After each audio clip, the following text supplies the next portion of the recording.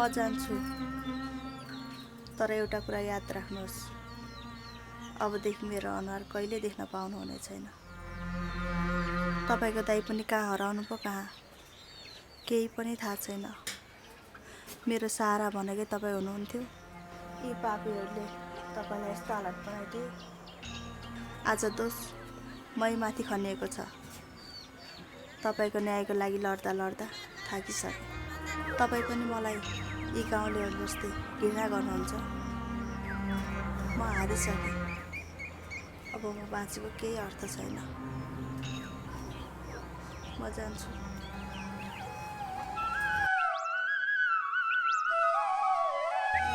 त्यो नेताको कुरा सुन्नाले त्यो भाउजूलाई केही गर्न सकेन। साला मलाई त खप्पी नसक्नु भएको छ। जा केटा हो, त्यो भाउजूलाई उठाएर लैजाऊ। Okay Dilbar sir.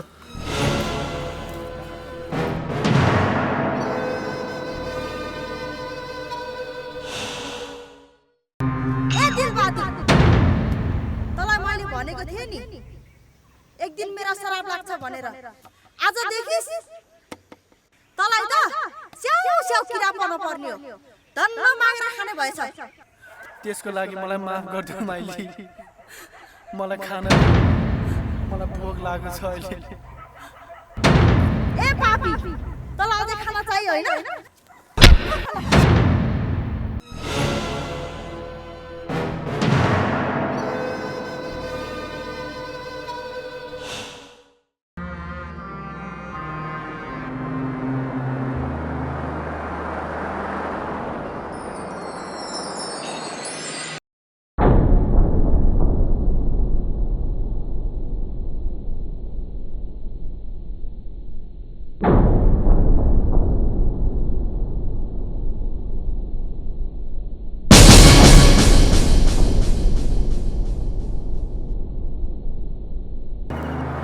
भाउजू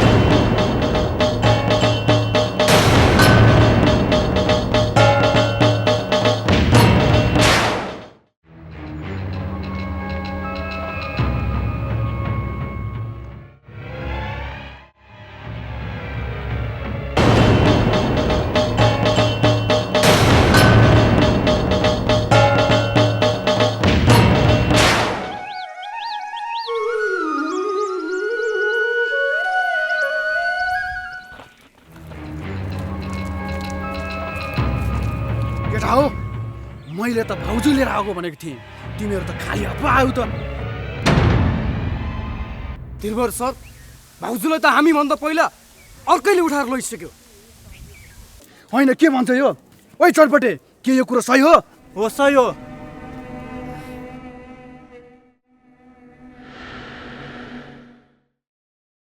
साला त्यो भाउजूलाई कसले उठाएर लिएर गएछ? त्यो त थाहा भएन सर। अरू भाउजूको दुश्मन को होला? के यो काम नेताज्यूले त गर्नु भएन?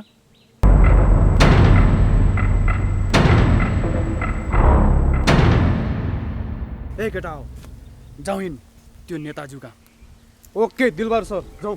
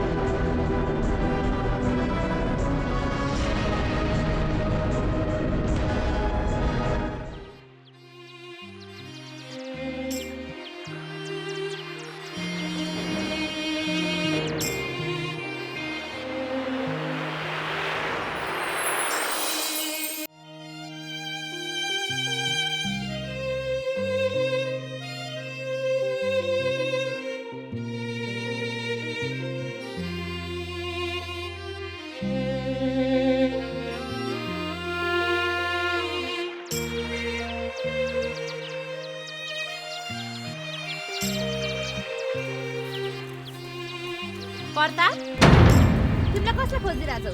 भाउजूलाई खोजिरहेछौ? भाउजूलाई त ती अपराधीहरूले अपहरण गरेर लगिसके। अब के हाल गराउने हो त्यो थाहा छैन। यो सब तिमीले गर्दा भएको हो।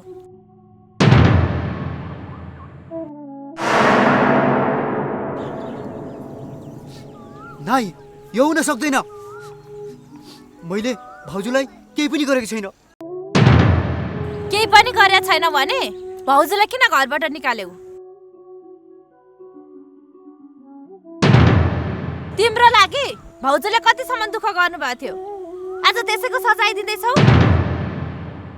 एउटा कुरा सुन, तिमीले पुरानो याद त गुमायो। अब मलाई र भाउजूलाई पनि गुमाउने छौ।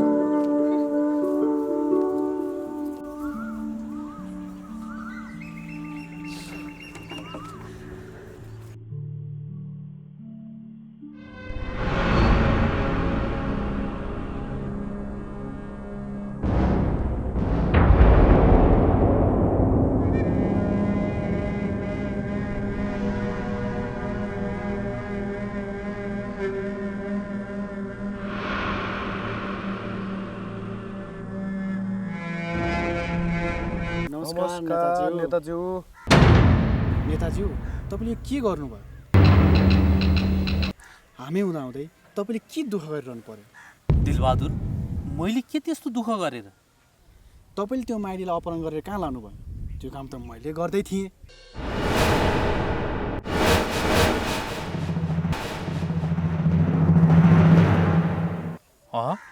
तैँले के भन्दैछस् दिलबहादुर?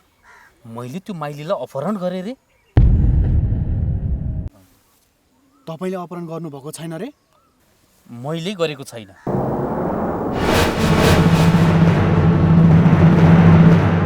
होइन, त्यो माइलीलाई कसले अपहरण गरेछ?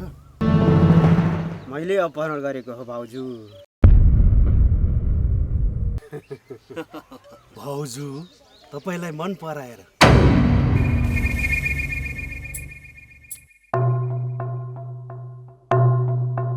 भाउजू, बरु तपाईँलाई म कस्तो लाग्छ? मलाई त तपाईँ साह्रै मनपर्छ। थुक्का पापीहरू, भाउजूलाई यस्तो भन्न लाज लाग्दैन? के को लाज भाउजू? लाज मानेर त काम कुरो बन्दैन नि त। हो कि होइन हो साईबाबा सोल्टी? हो त नि। नामर्दहरू, एउटा आइमालाई यसरी बाँधेर राखेर अझै घिनलाग्दो कुरा गर्छौ? तिमीहरूले अरू केटी पाएको छैनौ? कमसेकम एउटा अलि राम्री कन्ने केटी खोजेर बिहे गर। किन म जस्तो बिहे भएको मान्छेलाई दुःख दिन्छौ? राम्री केटी त पाइन्छ नि, तर हजुर जस्तो राम्री पाइएन नि त। हजुरले त बिहा गरेको नाम मात्रै हो, बुढो हुनुहुन्न के अरे? बरु मै बुढो बन्छु, हुन्न र? भाउजू, यसलाई मन परेन भने म पनि छु नि त। चुप लाग।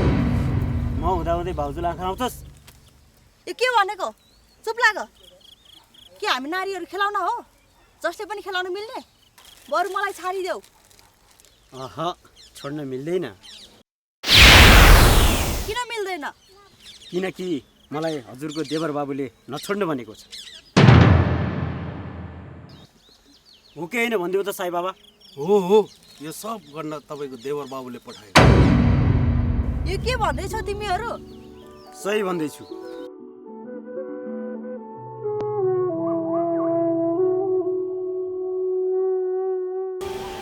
फेरि फर्केर आउने मान्छे आइदिएन भने तपाईँले पर्खेर बसेको केही अस्तित्व रहँदैन। भाउजू, बरु मैले भनेको मान्नुहुन्छ भने तपाईँ बिहे गरेर जानुहोस्। तपाईँलाई म कन्यादान गरिदिन्छु, बरु म तपाईँको भाइ बनेर।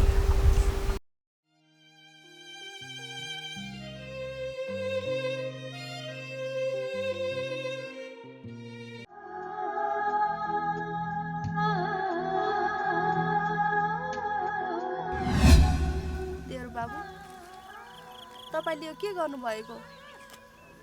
मैले त तपाईँलाई भगवान् जस्तो सम्झिन्थेँ, तर एक्कासी किन राक्षस जस्तो हुनुभयो? बरु राम्रो मुखले जानुस् भनेको भए घर त के संसारै छोडेर जानु। भाउजू तपाईँ अब जानुहोस्। प्रतापले नछोड्नु भनेको थियो। तपाईँको माया लागेर मैले तपाईँलाई छोडिदिएँ। ओ साई बाबा त्यो हात खोल्दे।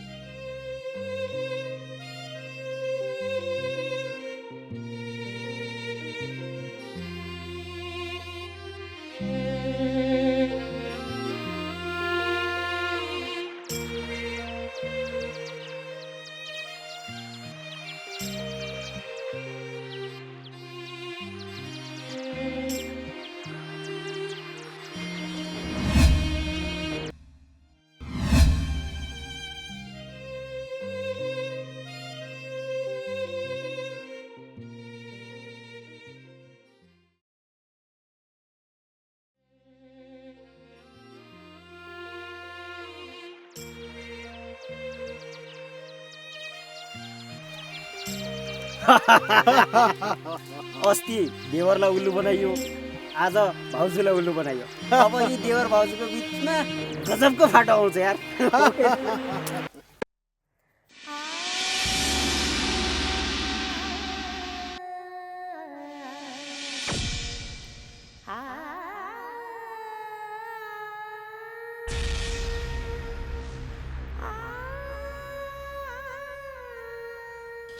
किनकि मलाई हजुरको देवर बाबुले नछोड्नु भनेको छ। हो कि होइन भनिदियो त साई बाबा? हो यो सब गर्न तपाईँको देवर बाबुले पठायो।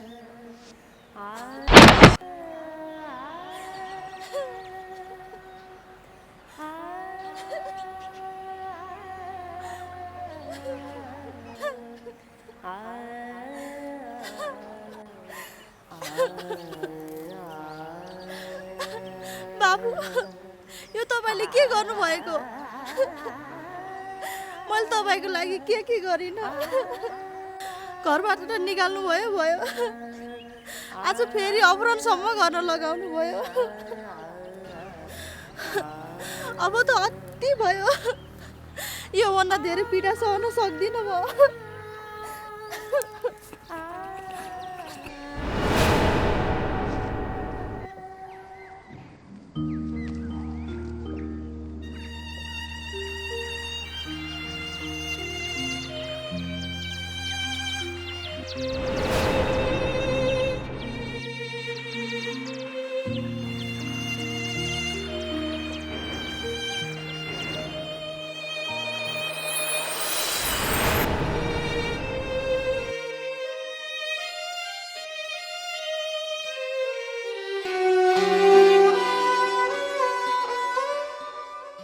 मैले जिन्दगीमा जति दुःख परे पनि आत्महत्या चाहिँ नगर्नु है।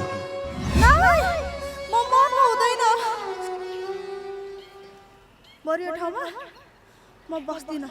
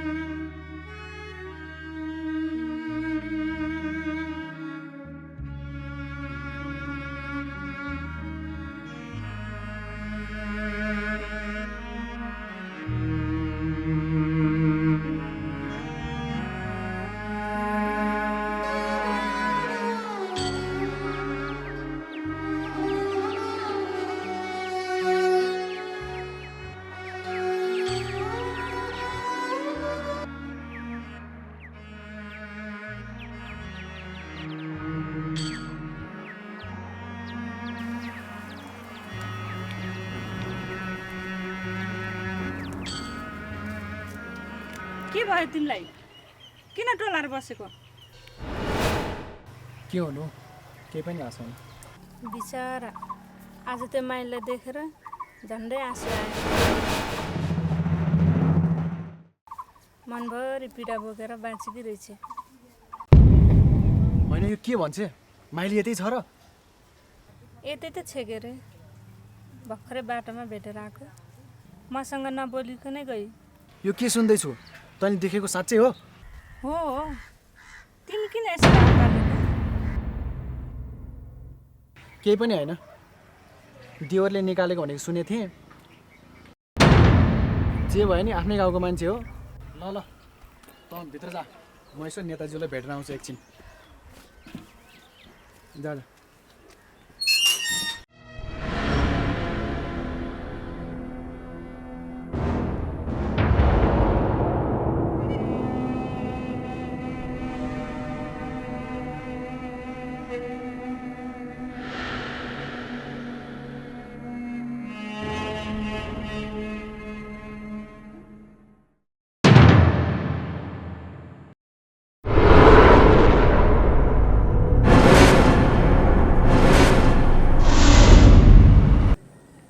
ल यो माइली त यतै रहेछ त त्यसै अपहरण गरे भनेर मेरो त साथै गएको भने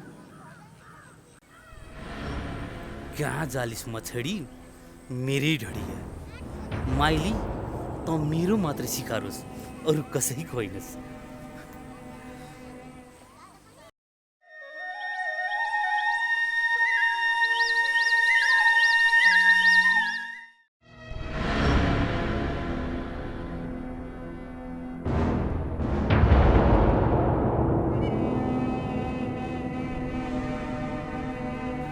ओहो नेताज्यू नमस्कार है हजुरलाई नमस्ते दिलबहादुर तैँले त माइली ए नेताज्यू मैले बुझेँ त्यो माइली यतै रहेछ नि त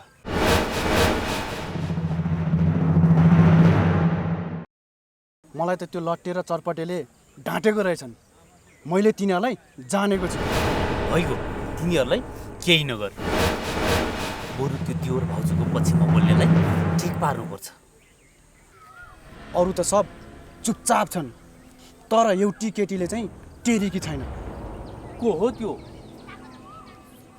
त्यो केटी उतै हो भान्जी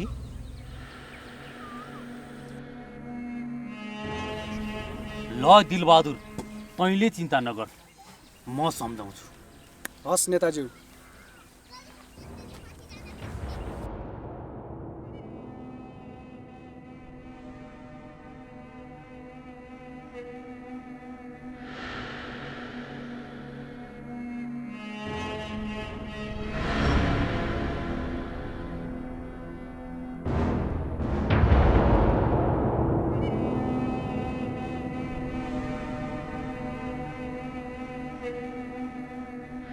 भान्जी मामा नमस्ते नमस्ते भान्जी तिमीले ती देवर भाउजूलाई खुबै सपोर्ट गरिछौ रे ती राम्रा मान्छे होइन तिनीहरूलाई सपोर्ट नगर मामा के भन्दै हुनुहुन्छ तपाईँ कसरी नराम्रो भयो ती देवर भाउजू उनीहरूले के गरेका छन् र यो गाउँलेहरूको केही गरेका छैनन् रे तिनीहरूले यो गाउँको बेइज्जत गरेका छन् तिमी पनि तिनीहरूको तालमा नबिग्र मामा उनीहरूलाई त हामीले साथ दिनुपर्छ किनकि उनीहरूलाई अन्याय भएको छ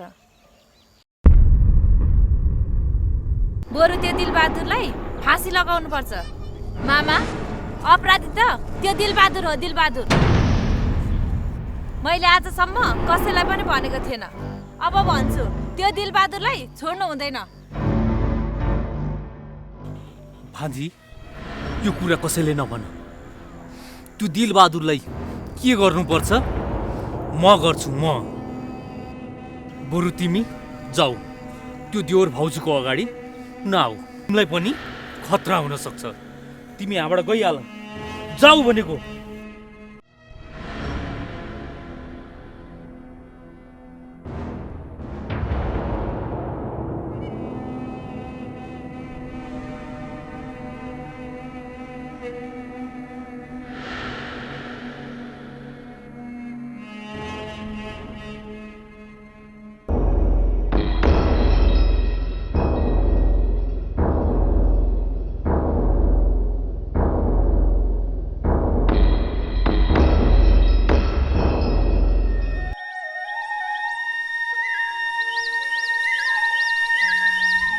यतिखेर ती देवर भाउजू के गर्दै होला नि त साई बाबा?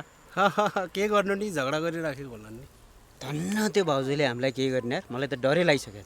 गरोस् पनि कसरी, आफ्नै देवर बाबुले अपहरण गर्न पठाएको भनेपछि यो सब हामीले गरेको भन्ने कुरा गाउँमा कसैले थाहा पाउनु हुँदैन नि साई बाबा, बुझिस्?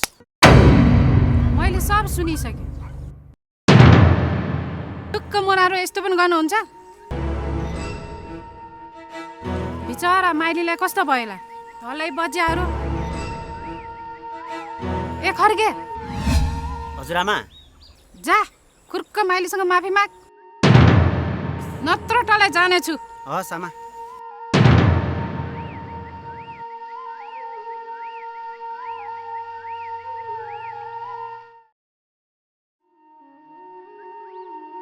यो साई बाबासँग लाएर मेरो छोरा पनि खत्तम हुने भयो।